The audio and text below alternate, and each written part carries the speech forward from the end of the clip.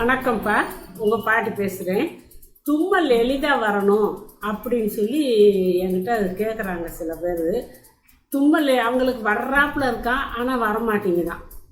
முணுன்னு இருக்கும் போல். அப்போ மண்டையில் நீர் கோர்த்துருந்தா அந்த மாதிரி வரும், மூக்கில் அழுக்கு இருந்துருந்தா அந்த மாதிரி வரும். அதுக்கு என்ன செய்யணும்? தும்மல் நம்மளுக்கு வரணும், அவங்க தும்மல் வரணும்னு ஆசைப்பட்றாங்கப்பா. ஆனால் மூக்கு பொடி போடவான்னு கேட்குறாங்க. மூக்கு பொடியெல்லாம் போடக்கூடாதுப்பா, அது மண்டை மூளையை பாதிக்கும்.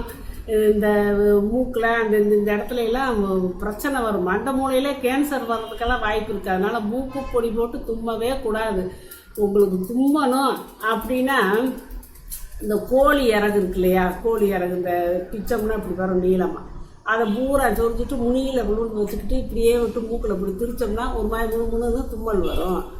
அப்புறம் அப்படி கோழி இறக்கெல்லாம் எங்களுக்கு கிடைக்காது அப்படின்னா இந்த தேங்காய் நார் இருக்குல்லப்பா, அந்த நார் கொஞ்சம் நீளமான நார் எடுத்துக்கிட்டு ஒரு கொத்தாக எடுத்துக்கிட்டு அதை மூக்கில் 2 மூக்களையும் மாற்றி மாற்றி விட்டிங்கன்னா உங்களுக்கு அந்த புருன்னு செஞ்சு தும்மல் வரும்.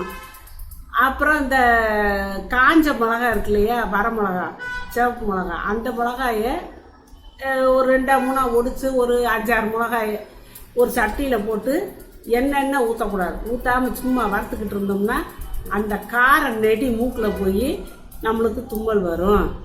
அப்புறம் இன்னொரு கொஞ்சோண்டு ஓமம் இருக்கு இல்லையா, ஓமம் சளிக்கு நல்லது, எல்லாத்துக்கும் நல்லது.